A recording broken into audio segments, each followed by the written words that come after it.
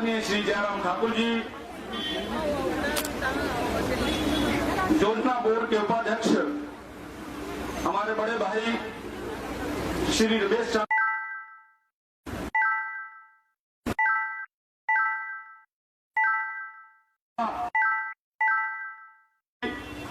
मेरे छोटे भाई और जवानी विधानसभा क्षेत्र के लोकप्रिय विधायक श्री अर्जुन सिंह जी, कांगड़ा बोर्ड के अध्यक्ष श्री राकेश बबली जी, जिला परिषद के अध्यक्ष कांगड़ा के श्री रमेश बराड़ जी, भाजपा के जिला के अध्यक्ष श्री संजीव शर्मा जी, मंडल के अध्यक्ष श्री विनोद शर्मा जी, हमारे जिला महिला मोर्चा की अध्यक्षा श्रीमती अनीता सपैया जी, युवा मोर्चा के अध्यक्ष जिले के श्री मुकेश सोनी जी, युवा मोर्चा के मंडल के अध्यक्ष श्री रिक्की ठाकुर जी, मंडल के अध्यक्ष श्री रमेश जी, हमारे जिला परिषद की उपाध्यक्षा श्रीमती स्नेह परमार जी, डीसी महोदय,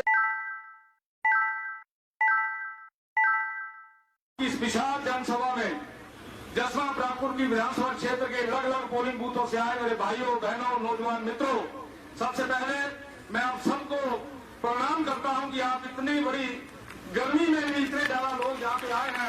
आप सबका दिल की गहराइयों से मैं धन्यवाद करना चाहता हूं। माननीय मुख्यमंत्री महोदय,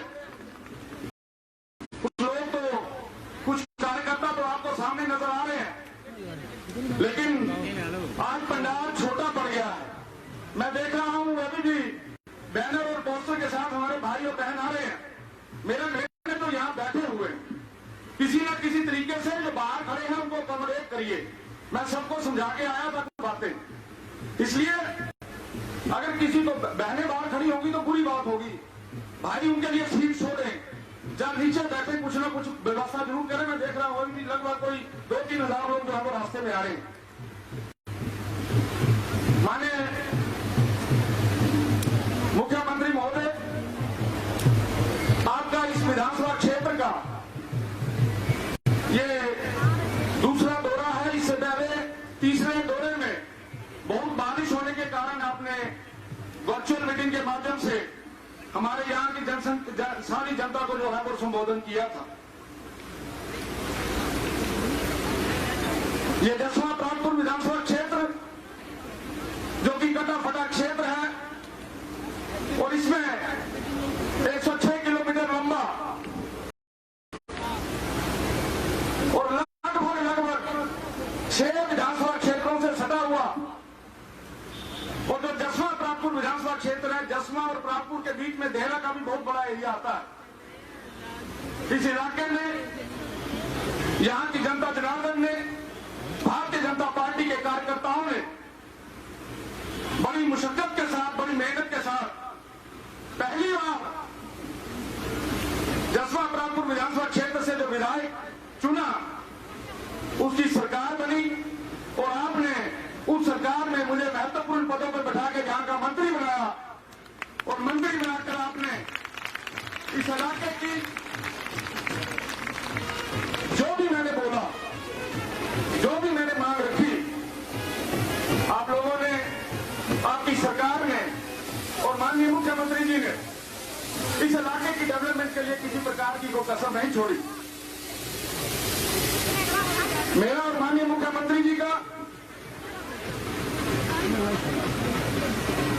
कोई आज और कल का रिश्ता नहीं है। विद्यार्थी परिषद के समय से लंबा समय 25 वर्षों से हम एक दूसरे को बड़े अच्छे तरीके से जानते हैं। विद्यार्थी परिषद में इकट्ठे काम किया और एक मौका ये भी आया, बैठ जाइए संजय जी, आ जाएंगी दुनिया, बैठिए आप आते जाइए भाई, इनको रोके ना कोई भी, यहाँ रास्ता बनाते जाइए, बैठते जाइए। और इन 25 वर्षों में आपने भी जीवन के बड़े उतराव चढ़ाव देखे, लेकिन आप इंटेलिजेंट थे, आप मेहनती थे, आप लगातार विधायक बनते रहे। मुझे बीच में हार का मौका भी देखना पड़ा, लेकिन चाहे मैं जीता चाहे हारा, मैं यहाँ की जनता के बीच में रहा की है, विधानसभा के अंदर लोगों की आवाज को बुलंद किया है। और आपने तो जिन सड़कों के लिए मैं धरने पे बैठता था, जिन बातों के लिए मैं धरने पे बैठता था, आपने उन सारी बातों को पूरा किया। और महत्वपूर्ण से महत्वपूर्ण काम जो इस विधानसभा क्षेत्र के हैं वो आपने किए।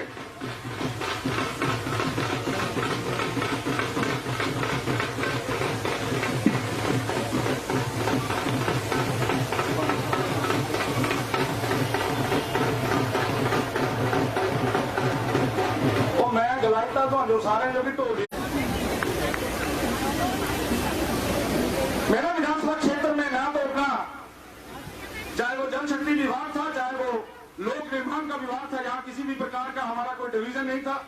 हमारे लोग 70 किलोमीटर की दूरी तय करके नलका लगवाने के लिए देहरा में जाते थे। आपने हमारी आवाज को सुना और आपने जसवा विधानसभा क्षेत्र के एक और पीडब्ल्यूडी का डिवीजन खोला और दूसरी तरफ आपने रामपुर के अंदर जल शक्ति का डिवीजन खोला, बैलेंस बनाया पूरे का पूरा। आपने मेरे क्षेत्र के अंदर polytechnical college, model ITI, combined office buildings और लगभग जो कॉलेजेस की घोषणाएं पिछली सरकार कर गई थी, 25 करोड़ रुपए के लगभग आपने दिया।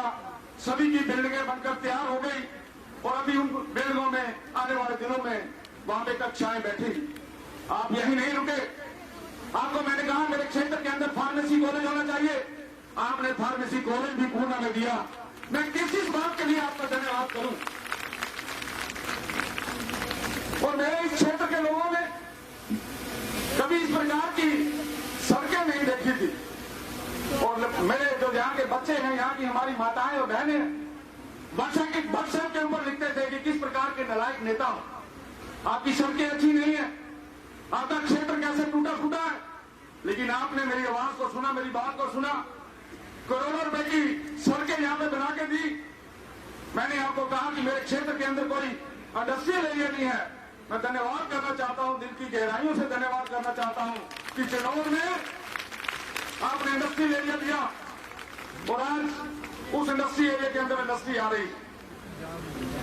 मेरे नौजवान जिनके मन के अंदर ये टीस रहती थी कि कहां इस बेरोजगारी को दूर करने के लिए कहां जाऊं, आपने उसके लिए द्वार खोले हैं। और ये सारी बातें इसलिए हुई है, आपने भी इन सारी दर्द को समझा है और चाहा और देखी है ये सारी की सारी चीजें। मैं याद है जिस समय हम दोनों विपक्ष में होते थे, आप किस प्रकार से अपने क्षेत्र की बातें रखते थे। और वो एक जमाना था जिस जमाने में वैचारिक अगर मतभेद है तो केवल वैचारिक मतभेद ना होकर एक दूसरे को खत्म करने तक की बातें हम लोग उस समय सुनते थे और करते थे। आपने एक नए युग की शुरुआत की है। आपने हिमाचल प्रदेश की राजनीति जो टोपियों के ऊपर चलती थी उसको खत्म किया है।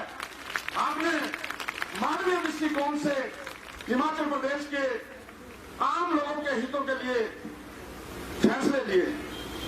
ये सब इसलिए हुआ है क्योंकि आप एक गरीब परिवार से आए हैं। आप ये जानते हैं कि गरीब परिवार की रोटी किस प्रकार से चल सकती है, मुझे गरीब के लिए क्या करना चाहिए। यही कारण है कि जब पहली बार मंत्रिमंडल की बैठक हुई, आपने हम सबको बुलाया और आपने कहा मेरे मन के अंदर ये इच्छा है कि मेरे गांव में रहने वाला व्यक्ति जिसकी उम्र 70 साल से ऊपर है उसको पेंशन लगाई जाए। जो सबसे पहला महत्वपूर्ण डिसीजन आपने लिया। और इससे आगे बढ़कर आपने क्या प्रॉब्लम है, इससे आगे बढ़कर आपने अभी एक महत्वपूर्ण डिसीजन लिया है कि जिसकी उम्र 60 साल से ऊपर है, अगर मियां बीवी दोनों को पेंशन नहीं मिलती है, दोनों को पेंशन मिलेगी, चाहे उसका बेटा क्लर्क है, चाहे उसका बेटा फौजी है। बहुत बड़ा डिसीजन है मानवीय दृष्टिकोण के साथ। और ये केवल और केवल हिमाचल प्रदेश एक ऐसा प्रदेश है जिस प्रदेश में इस प्रकार के फैसले लिए जाते हैं। आपने देखा, और मैं केवल हिमाचल प्रदेश के मुख्यमंत्री ही एक ऐसे मुख्यमंत्री हैं जिन्होंने केंद्र द्वारा जो स्कीमें चलाई गई थी, उन स्कीमों को, फ्लैगशिप प्रोग्राम्स का अनुसरण करते हुए अगर माननीय मोदी जी ने उज्ज्वला चलाई तो माननीय मुख्यमंत्री जी ने गृहिणी सुविधा चलाई। अगर माननीय मोदी जी ने आयुष्मान भारत चलाया तो आपने हिम केयर चलाई। आज मेरे मुख्यमंत्री जी ने जिस समय स्टेटहुड डे था, एक बहुत महत्वपूर्ण फैसला लिया कि जिसके परिवार में, जिस गरीब परिवार में 125 यूनिट तक बिजली जलती है, उसका सारे की सारा बिजली का जो बिल आएगा उसको माफ कर दिया जाएगा।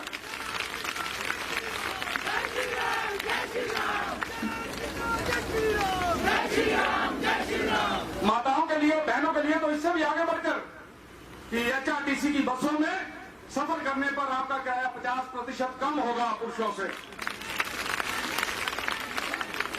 इसलिए आप कहीं भी नजर दौड़ाइए, आपको यह नजर नहीं आएगा कि सरकार ने आम व्यक्ति के लिए, गरीब व्यक्ति के लिए क्या क्या काम किए हैं। और एक ऐसे मुख्यमंत्री जिन्होंने जसवा प्राथमिक विधानसभा क्षेत्र के गरीब परिवारों की मदद करने के लिए, बच्चियों की शादियों के लिए, बीमारों के लिए लगभग 5 करोड़ रुपया जो है मेरे विधानसभा क्षेत्र के अंदर दिया। मेरे पास कोई शब्द नहीं है,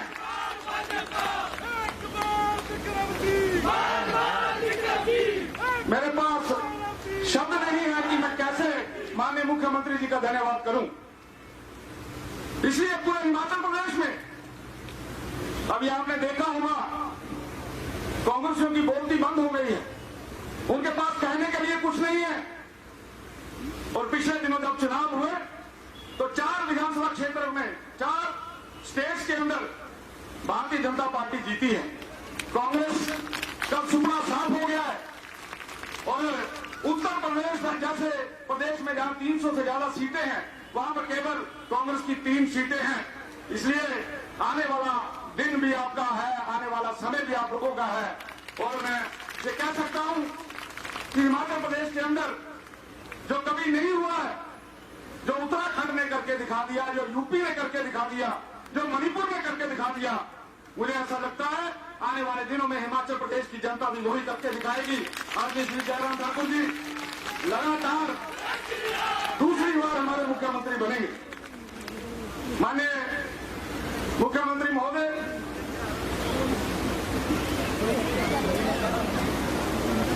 आपने मेरे विधानसभा क्षेत्र को चमकाने में कोई कसर नहीं छोड़ी है। और सबसे बड़ी बात यह है कि आपने कभी किसी बात के लिए मना नहीं किया।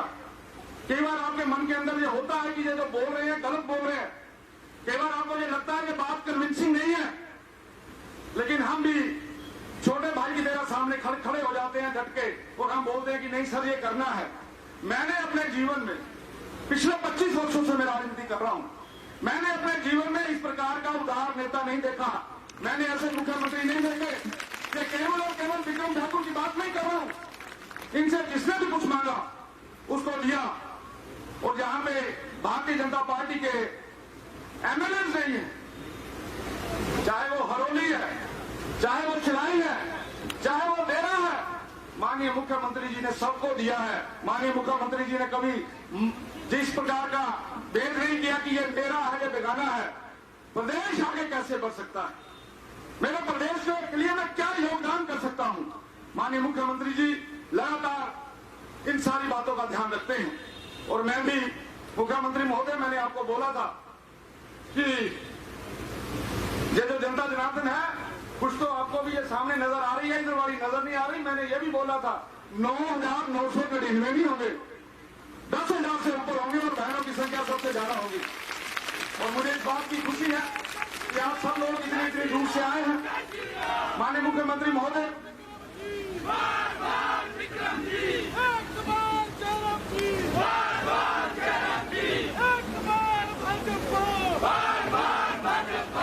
सौसे के क्षेत्र में आपने जसवा प्राथमिक विधानसभा क्षेत्र को डाडा सीमा के अंदर 50 बेडेड हॉस्पिटल दिया।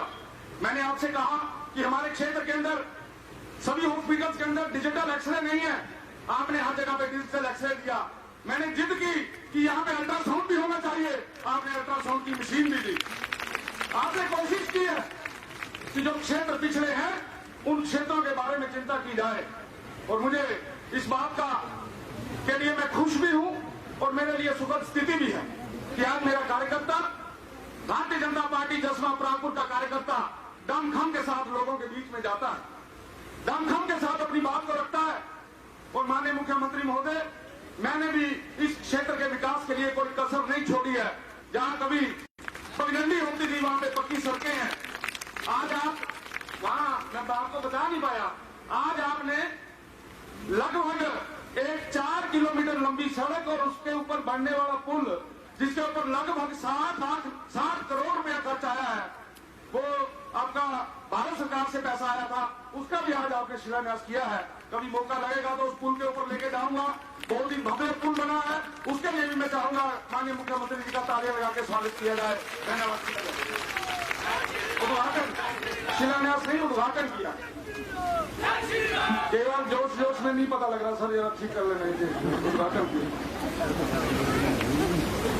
और बहुत से ऐसे गांव हैं, यहाँ आए होंगे लोग फूलों के ग्राम से, यहाँ आए होंगे लोग पुकार से, जहां पे घोड़ा नहीं जाता था, आज वहां पे 3-3 करोड़ रुपए की सड़कें बनकर तैयार हुई हैं। महिलाओं का जहां बहुत बड़ा योगदान रहता है, मैं यहां से 3 बार विधायक बना हूं, सबसे ज्यादा योगदान बहनों का रहता है, माताओं का रहता है। इनका आशीर्वाद खूब के मिलता है। और जो मेरे भाई हैं, यदि लगातार हर पोलिंग बूथ के ऊपर मेहनत करते हैं, और मैं ये चाहूंगा कि आने वाले दिनों में हम अपने विधानसभा क्षेत्र के लिए और ज्यादा से ज्यादा मेहनत करें, क्योंकि सरकार आपकी बनने वाली है, मुख्यमंत्री आपके बनने वाले हैं। तो जब मुख्यमंत्री आपके बनेंगे, सरकार आपकी बनेगी, तो निश्चित तौर से जसवा प्रागपुर को भी कुछ न कुछ मिलेगा। इस बात के बारे में भी मैं आपको बोलना चाहता हूं।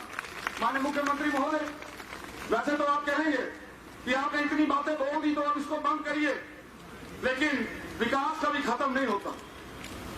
और मैंने आपको बताया भी है कि मेरा विधानसभा क्षेत्र कटा फटा क्षेत्र है, और इस कटे फटे क्षेत्र के लिए हमें आज भी बहुत सी बातों के लिए दूसरे विधानसभा क्षेत्रों में जो बड़े दफ्तर हैं वहां पे जाना पड़ता है। और कुछ बातें मैं आपके सामने रखूंगा। मुझे पूर्ण आशा है कि आप उन मेरी सारी बातों को ध्यान से सुनेंगे भी। और मैंने इस बार टेंट वाले को बोला सर कि सर की कुर्सी लगाना नहीं तो तंग करते हैं साथ बैठ के। आप मेरी बात बड़े प्यार से सुन रहे हैं, मुझे बड़ा मजा आ रहा है। तालियां होनी चाहिए जरा।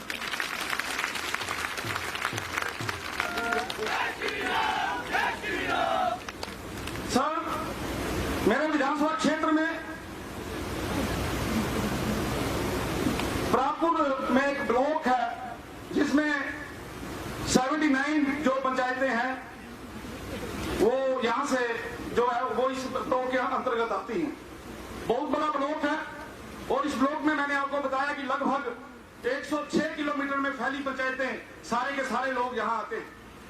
मैं चाहता हूं कि हमें एक और ब्लॉक मिले, और वो जो ब्लॉक है उसको जसवा के क्षेत्र में, दादा सिवा के क्षेत्र में उसको खोला जाए, ताकि वहां पर जो सत्ता जनार्दन है उसको उसका लाभ मिले। आपने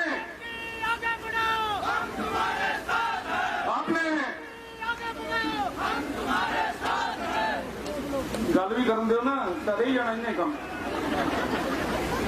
आपने मेरे को जल शक्ति का डिवीजन प्रागपुर के अंदर दिया, और आपने पीडब्ल्यूडी का डिवीजन आपने मेरे को कोटला बेड़ में दिया। मैं ये चाहता हूं कि जिस प्रकार से आपकी ये सोच है कि हर विधानसभा क्षेत्र के अंदर उनका अपना एक्शन हो, मैं चाहता हूं मुझे इलेक्ट्रिसिटी का भी एक्शन मिलना चाहिए।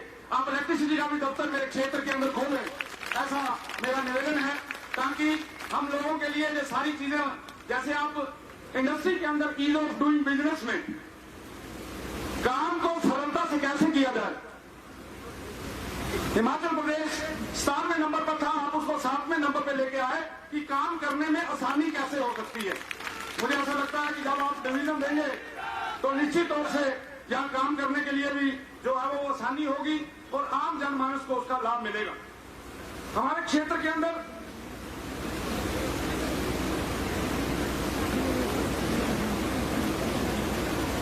इंडस्ट्रियल एरिया पड़ता है संसारपुर टेरेस, और उस इंडस्ट्रियल एरिया के अंदर बहुत बड़ा इंडस्ट्रियल एरिया है, साथ में पंजाब लगता है, लेकिन वहां पे चौकी है।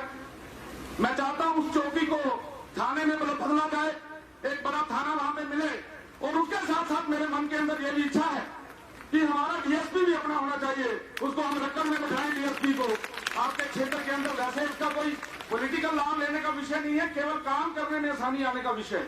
तो मैं चाहता हूं कि आप इस तरफ भी ध्यान दें। और एक बहुत ही बड़ा मुद्दा हमारे लोगों के साथ जुड़ा हुआ है। मैं जानता हूं आपके लिए बड़ी मुश्किल रहती है इन सारी चीजों के बारे में, क्योंकि लोग उदाहरण फिट करते हैं, और जिस समय लोग उदाहरण फिट करते हैं तो आपको मुश्किल होती है। मैं जानता हूं बड़े तरीके के कंस्ट्रेंट्स हैं, लेकिन इसके बावजूद आप हमारी भावनाओं को समझेंगे, आप हमारे दुख दर्द को समझेंगे, ऐसा मैं मानता हूं। जसवा प्रागपुर पहले 2 विधानसभा क्षेत्र थे, और इन 2 विधानसभा क्षेत्रों में का अलग अलग कंस्टिट्यूएंसीज थी, लेकिन एक बड़ा अजीब सा प्रश्न मैं आपके आगे कर रहा हूं कि जसवा प्रागपुर विधानसभा क्षेत्र एक ऐसा विधानसभा क्षेत्र है जिसका अपना एसडीएम नहीं है। मैं ये चाहता हूं कि हमारे क्षेत्र के अंदर हमारे एसडीएम हो,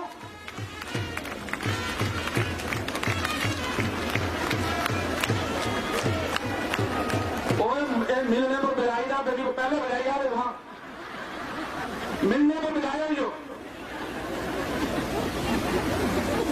और मेरे लिए प्रॉब्लम ये है, समस्या ये है कि मेरा कोई भी पॉइंट जो है वो सेंट्रल पॉइंट नहीं बनता, इसके कारण से दिक्कत है।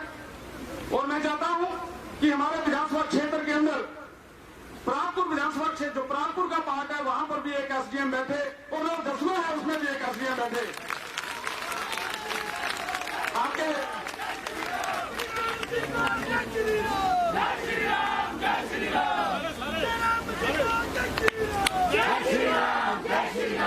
आपके लिए मैं जानता हूं कि ये जो मेरा प्रश्न है, इस प्रश्न के कारण से आप परेशान भी होंगे, लेकिन ये मेरी दिक्कत है।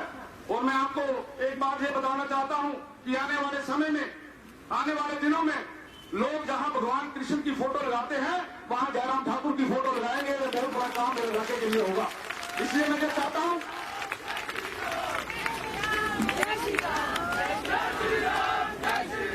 इसलिए मुझे ऐसा लगता है कि जसवा के लिए भी आप एक व्यवस्था दें, उस क्षेत्र के अंदर भी एसडीएम बैठे, और उसी प्रकार से प्रागपुर का जो हमारा क्षेत्र आता है उसमें भी एक एसडीएम बैठे। आपकी बहुत बहुत कृपा होगी अगर आप ये मेरी बात को मानेंगे। और आप में कोई जोश नहीं मेरे को नजर आ रहा, ये चाहिए आपको या नहीं चाहिए?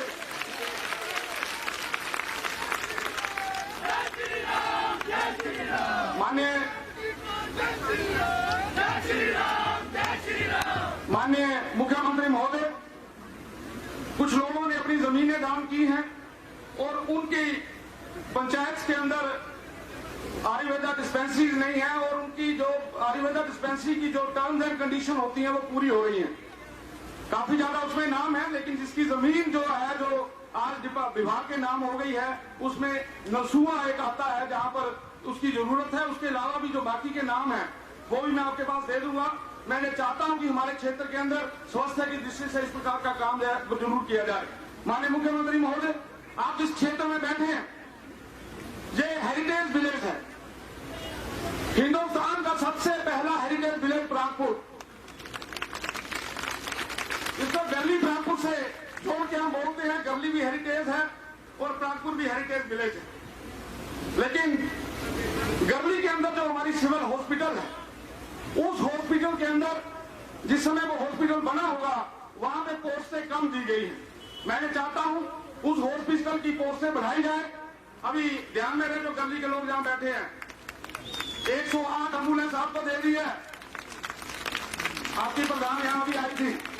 डेंटल की जो कुर्सी है वो मिल गई है, और आने वाले दिनों में जो पोस्टें सिविल हॉस्पिटल की होती हैं एक्चुअल में जो वहां नहीं है, मैं चाहूंगा उन पोस्टों को भी आप सैंक्शन करें। इसके साथ साथ जो हेरिटेज विलेज प्रागपुर है उसके लिए एक हमारे पीएचसी है प्रागपुर में, मैं चाहूंगा उस पीएचसी को भी मॉडर्न पीएचसी हर जो ब्लॉक है उसमें एक बनेगी। मैं चाहता हूं कि उस पीएचसी को मॉडर्न पीएचसी बनाया जाए, इसके लिए भी आपकी बहुत कृपा होगी। माननीय मुख्यमंत्री महोदय, कुछ स्कूलों के अंदर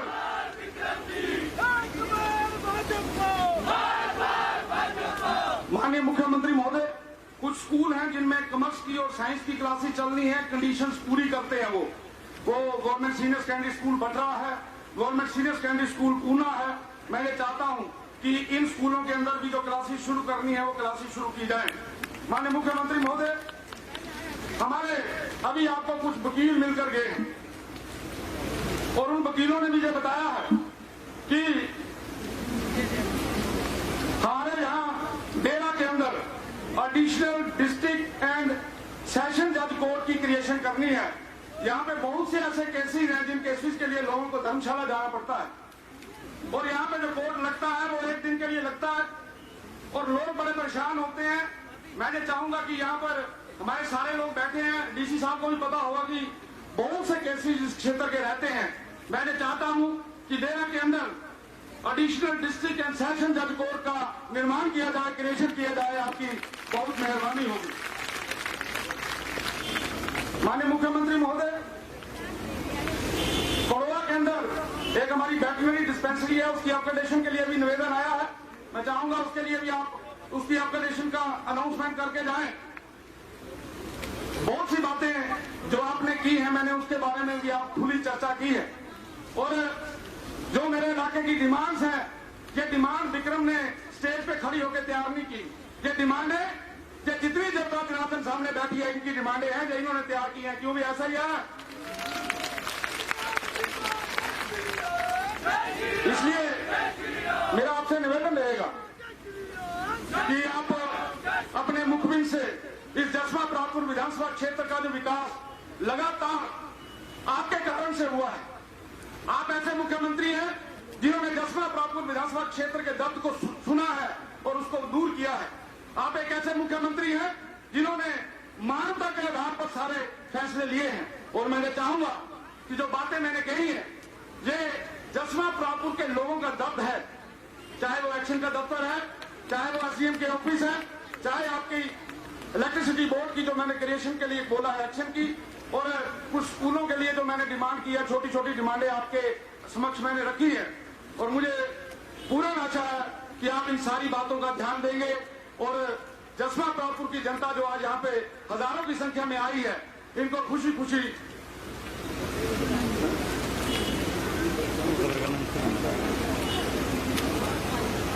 अध्यक्ष जी बोला दे कुछ रही गया थोड़ा जिहा, मैं रहने दे उन्हें मिली गया थोड़ा। और एक बार फिर आप इतनी बड़ी संख्या में यहाँ आए और बहुत सी मेरी माताएं बहनें मैं यहाँ देख रहा हूँ खड़ी है बेचारी, मैं इनसे माफी चाहूंगा। हमने तो अपनी तरफ से सोचा था कि इसी में पूरा हो जाएगा, लेकिन बहुत बड़ी संख्या में लोग अभी भी लगातार आ रहे हैं। एक बार फिर माननीय मुख्यमंत्री जी का धन्यवाद करते हुए मैं अपनी बात को समाप्त कर रहा हूं और मुझे पूर्ण आशा है कि माननीय मुख्यमंत्री अपने छोटे भाई को निराश नहीं होने देंगे। और मैं आपसे ये भी वादा करता हूं कि आप 2 कदम चलेंगे तो हम 10 कदम चलेंगे। भारतीय जनता पार्टी का कार्यकर्ता दिन रात यहाँ मेहनत करेगा। आप सबका बहुत बहुत धन्यवाद। जय हिंद, जय हिमाचल।